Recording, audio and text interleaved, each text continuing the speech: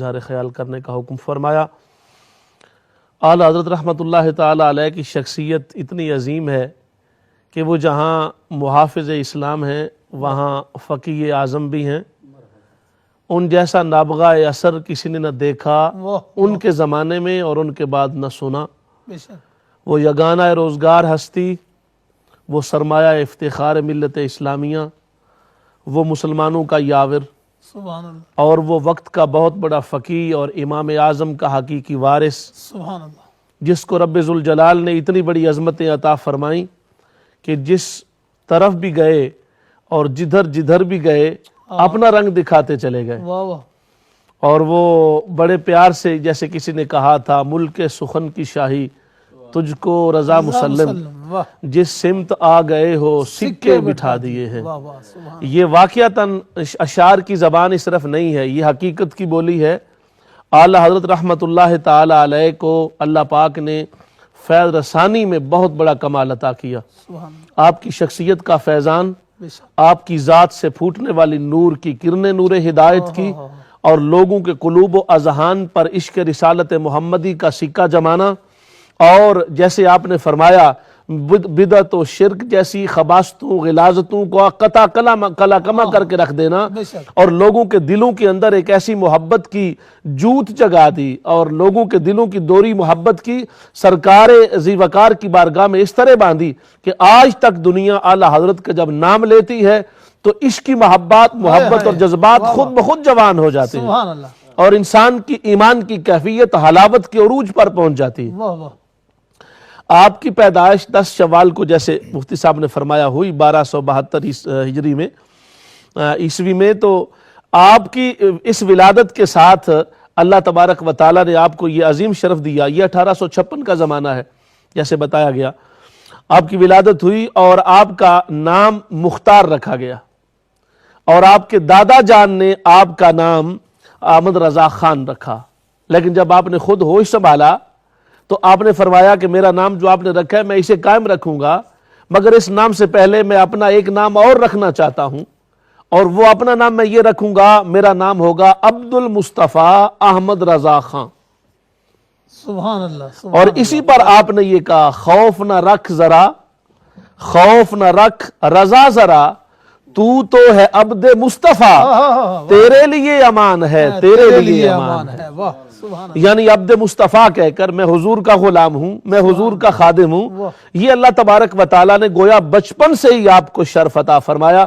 حضور کی ذات پاک سے تعلق عشقی، تعلق حبی، تعلق اعتقادی، تعلق نسبت ایمان آپ کو آقا کی بارگاہ سے اتنا نصیب تھا کہ یہ کم عمر بچہ بھی اپنے نام کے ساتھ وہ نام رکھنا پسند ہی نہیں کر رہا جس نام میں نبی پاک کا نام موجود نہیں ہے، سبحان اللہ، وہ نام رکھا۔ اور اس کے بعد حیرت والی بات یہ کہ جہاں یہ شرف ہے آپ کو والدین کی طرف سے، خاندان الحمدللہ آپ کا پیسی علمی خاندان ہے، ہدایت پر مبنی اور ہدایت کی تبلیغ کرنے والے اور ہدایت پانے والے گھر والوں افراد کا آپ کا ایک شمار ہے، اور الحمدللہ آپ اس کے چشم و چراغ ہیں۔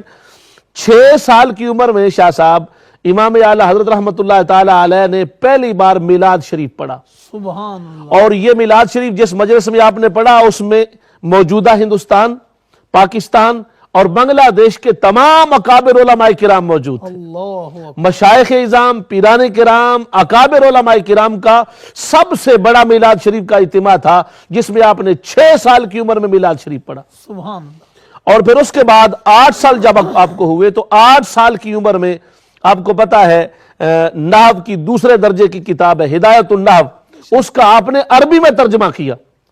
اللہ، اور پھر اللہ تبارک و تعالیٰ نے آپ کو یہ شرف عطا فرمایا کہ آپ جب 13 سال کی عمر کو پہنچے تو آپ کے والد گرامی نے 13 سال 10 مہینے آپ کی عمر تھی، فراغت حاصل کی، اور پہلا فتویٰ آپ کے والد ماجد کی خدمت میں آیا، اور اس فتویٰ پر آپ نے رضاعت پر وہ تھا۔ یہ جو رضاعت ہوتی ہے کہ اگر کوئی بچہ دودھ کسی کا پی لے تو وہ کیسے، اس کی حرمت کیا ہے، اس کے مسائل کیا ہیں، تو اس پر آپ نے پہلا فتویٰ رضاعت پر لکھا، اور اسی دن آپ کے والد گرامی نے فرمایا کہ اے عبد المصطفیٰ احمد رضا خان، آج کے بعد یہ مسند فتاوی اور مسند افتاء تیرے حوالے۔ سبحان اللہ، سبحان اسی وقت سے یعنی 13 سال میں جو بچہ مسند افتاء پر بیٹھ گیا ہو، فتویٰ دینے لگ گیا ہو، سبحان اللہ، اور رضاعت جیسے اہم مسئلے پر فتویٰ لکھا ہو، جس کا آج بھی 80% لوگوں کو مسائل کا پتہ نہیں ہے. بے شک. آپ کسی سے بھی پوچھ لیں تو بڑھ کے کسی سے کیا بڑا وہ لطیفہ آ گیا اس کا اچھا نہیں ہے. تو وہ بڑے بڑے لوگ جو آپ مذہبی طور پر اٹیچ ہیں ان کو بھی اس کا تفصیل پتہ نہیں, لیکن آپ نے الحمدللہ اس پر فتویٰ لکھا اور آپ کے والد صاحب اتنا خوش ہوئے کہ آپ نے خوش ہو کر آپ کو مسند افتاء پر بٹھا دیا. سبحان اللہ. اور اس وقت سے لے کے آپ نے فتویٰ لکھنا شروع کیا. پھر اللہ تبارک و تعالیٰ نے آپ کو حج کی سعادت سے بہرمند فرمایا. حج شریف آپ نے کیا, اور جب آپ نے پہلا حج فرمایا تو آپ ایک دن مغرب کی نماز کے بعد مقام ابراہیم پر تشریف فرما تھے, اور امام شافعی کے مقلد ہیں حسین بن صالح, وہ تشریف لائے, بڑے عظیم بزرگ ہیں, امام ہیں, شیخ ہیں اور بہت بڑے عالم دین ہیں, متبحر عالم دین. وہ آئے, انہوں نے آپ کو تھوڑی دیر دیکھا, آپ کا ہاتھ پکڑا اور پکڑ کے گھر لے گئے. گھر جا کے آپ کی پیشانی کو چوما, آپ کے سامنے بٹھا کے دیکھتے رہے, زیارت کرتے رہے, اور فرمایا بیٹے میں تیری زیارت اس لیے کر رہا ہوں, انی لاجد نور اللہ من ھذا الجبین, میں تیری پیشانی میں اللہ کا نور دیکھ رہا ہوں. سبحان اللہ. یہ فرمایا, اور اس کے بعد سیاہ ستہ کی سند آپ کو عنایت فرمائی, سلسلہ قادریہ کی اجازت عنایت فرمائی, سبحان اللہ. اور اس کے ساتھ ہی فرمایا کہ تیرا نام میرے نزدیک تو ضیاء الدین ہے, تو دین کی روشنی ہے, ہائے ہائے ہائے. تو دین کا نور ہے, اور یہ عطا فرمایا. اور 11 واسطوں سے امام بخاری تک سند میں اجازت عطا فرمائی. سبحان اللہ. یہ آپ کا, یعنی آپ اندازہ فرمائیں, یہ آپ کا پہلا سفر ہے. اور دوسرا سفر آپ نے 1905 میں کیا, اور اس جو پہلے سفر میں آپ نے بہت سارا علمی کام کیا, اس پر ڈیٹیل چاہیے, بعد میں بات انشاءاللہ کریں گے. 1905 میں جب آپ تشریف لے کے گئے تو جب آپ کا پہلا یہ سفر تھا جس میں یہ امام شافعی امام نے آپ کو وہ سند دی اور آپ کو مانا اور آپ کے سامنے کچھ علمی مخطوطات رکھے, آپ نے ان پر کام کیا, تو آپ کی اتنا علمی برتری ان لوگوں پر واضح ہوئی کہ جب دوبارہ تشریف لے کے گئے تو علماء نے جن کا تعلق نجدیت سے تھا, انہوں نے الدولت المکیہ کے نام سے حضور کے علم غیب پر ایک مخطوطہ اور کتاب انہوں نے وہ لکھا ہوا تھا, مسئلہ پیش کیا بادشاہ خلیفہ جو بھی اس وقت کا حکمران تھا اس کے سامنے. اس نے وہ جو دوسرے نمبر کے مفتی تھے وہ امام اعظم ابو حنیفہ کے ماننے والے تھے, حنفی امام, ان کو دیا. اور سعودی عربیہ کے سرکاری سطح پر شریف کے بعد دوسرا نمبر ہے جن کا, حنفی امام, انہوں نے وہ سوال نامہ علم غیب پر جناب امام اعلی حضرت کو عطا فرمایا. سبحان اللہ. امام اعلی حضرت نے جب وہ دیکھا رسالہ تو انہوں نے کہا یہ آپ نے مجھے کیوں دیا؟ انہوں نے کہا آپ کو اس لیے دیا ہے کہ آپ اس پر فتویٰ لکھیں اور اس پر اپنی تحقیق پیش کریں. واہ. امام صاحب نے فرمایا, اعلی حضرت نے فرمایا میرے پاس کتابیں بھی نہیں ہیں, میری طبیعت بھی ٹھیک نہیں ہے, مگر یہ میرے آقا کے علم غیب پر ہے, بخار خود بخود ختم ہو جائے گا. ہائے ہائے ہائے. یہ ہے ہی موضوع ایسا, اس سے علم جب بہے گا تو بخار بھی جاتا رہے گا, سب کچھ جاتا رہے گا. آپ اسی وقت اسی نشست میں بیٹھے اور 8 گھنٹوں میں اس کا جواب لکھا.